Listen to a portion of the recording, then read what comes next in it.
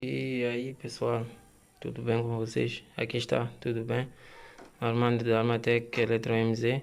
Hoje estamos aqui na bancada com um PlayStation 5 e nesse vídeo aqui eu vou estar mostrando, né, o procedimento de diagnóstico e possivelmente o reparo se o cliente aprovar o orçamento. Então o game já está energizado, conforme vê aí, mas ele não dá nenhum sinal. Então eu vou desmontar esse aparelho e já volto com ele desmontado, que é para fazermos análise juntos e ver se conseguimos devolver ele à vida. Então segurem aí, não se esqueçam de colocar um like, se inscrever no canal, de comentar, deixando sugestões para melhoria, porque isso é muito importante para mim. A few minutes later. Voltando, já desmontamos aqui parcialmente. Este é o modelo que não precisa de remover aquele tanto de parafusos. E um dos testes que pode ser feito inicialmente é com um multímetro na escala de continuidade, né? Encostar um dos terminais aí na carcaça, né? Que o carcaça é negativo, né? Podemos confirmar aí que é este terminal, e com o outro aqui. Então, olhando aí, indica que não temos nenhum curto, temos um open line aí. Temos uma resistência provavelmente muito grande. O próximo passo é medir a tensão da fonte. Esta fonte do PlayStation 5 ela apenas só tem uma saída, que é a saída de 12 volts. E essa saída de 12 volts está sempre presente, é uma tensão always, diferente do PlayStation 5, em que temos uma tensão de 4.8, né, ou 5 volts, sempre presente, de standby, e uma de 12 volts, que é secundário, que aparece assim que se liga o game. Agora no PlayStation 5 não, então estamos com as duas pontas de prova conectadas aí. Então vou energizar aqui a fonte. Segundo a explicação que dei, é suposto aparecer tensão e infelizmente estamos sem tensão. Então dessa forma podemos dizer que o nosso problema está na fonte de alimentação. Então vou desmontar tudo e colocar a fonte aberta aqui para análise. Pessoal, estamos aqui de volta com a fonte e antes de qualquer coisa vamos verificar aqui, segurar a fonte com muito cuidado pelas bordas, que é para não correr risco de tomar um choque, né? Com um multímetro na escala de continuidade, escala de continuidade colocada aí, vamos primeiramente medir o primeiro componente, né, de proteção. Então uma ponta num lado e a outra ponta no outro lado. Então, como conseguem ver, vou colocar aqui como conseguem ver, para quem já sabe o que é um fusível. Então este fundiu, este fusível abriu. E como digo sempre, nenhum fusível abre à toa. Normalmente tem mais algum problema à frente, ou pode ser a ponte retificadora. Vamos verificar aqui se na entrada da corrente alternada da ponte retificadora não temos baixa resistência.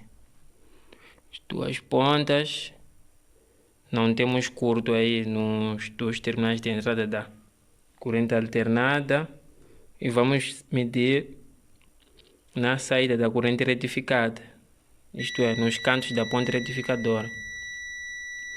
Temos aí 1.5 volts, 1.5 ohms, né, de continuidade.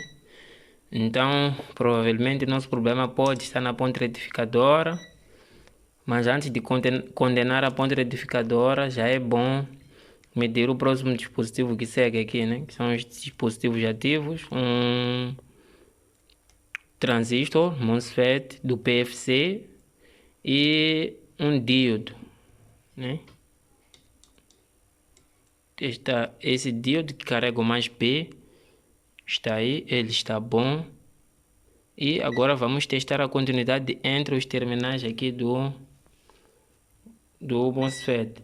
Então, colocando a ponta de prova aí, tenho curto 00, com outro terminal tenho 00. Então, é mais provável que o problema esteja nesse MOSFET aqui, neste transistor, do que aqui na ponta retificadora. Então, vou remover esse transistor e para confirmar se o curto desaparece. Antes disso, fazer uma inspeção visual. Está aparentemente tudo bom com ele, mas mesmo assim eu vou remover e efetuar a medição de fora. Então, segurem aí. Então, voltando aqui, removi aí o dissipador contendo esse retificador e o 40N60M2, que é o MOSFET de canal N. E vou medir aqui se ainda tenho baixa resistência, né? Aqui na saída do meu retificador. E o que acontece é isso, já não tenho baixa resistência, indicando que quem está a causar o curto é um desses senhores aqui e é exatamente este aqui. Vamos ver, né? Se consigo aqui. Opa.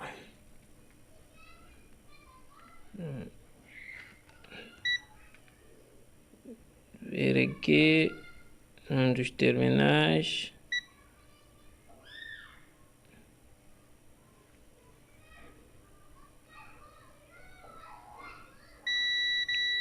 Tenho curto aí entre esses dois terminais.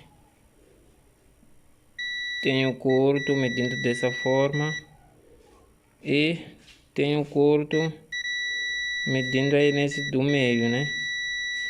Então isso já é tudo para concluir que este transistor já era. Então vou procurar substituir e fazer mais algumas pequenas observações aqui para ver se é seguro colocar outro MOSFET, porque pode dar o caso desse CI aqui, o DAP053, estar alterado, porque ele é que faz o pulso do gate para este MOSFET aqui. Então vou verificar, caso não é só substituir o fusível aqui que também abriu e ver se couro para o abraço. Então é isso, volto aí com o resultado.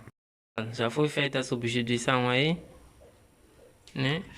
E foi feita uma ligeira limpeza. Aí está a solda,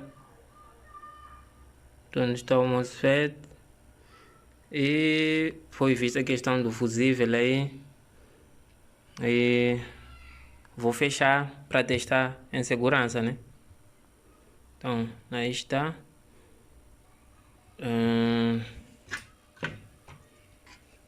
Colocar aqui e montar no game e testar com vocês.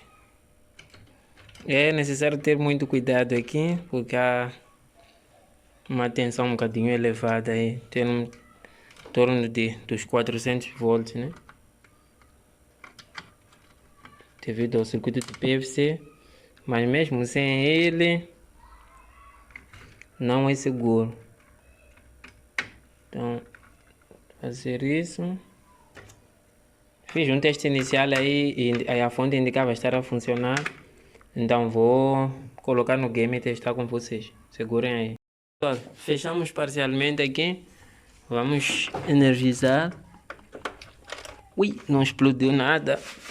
E vamos ligar para ver se resolveu. Opa, acendeu azul. Esse barulho é porque tem um CD aí dentro. Vamos ver se sobe vídeo, né?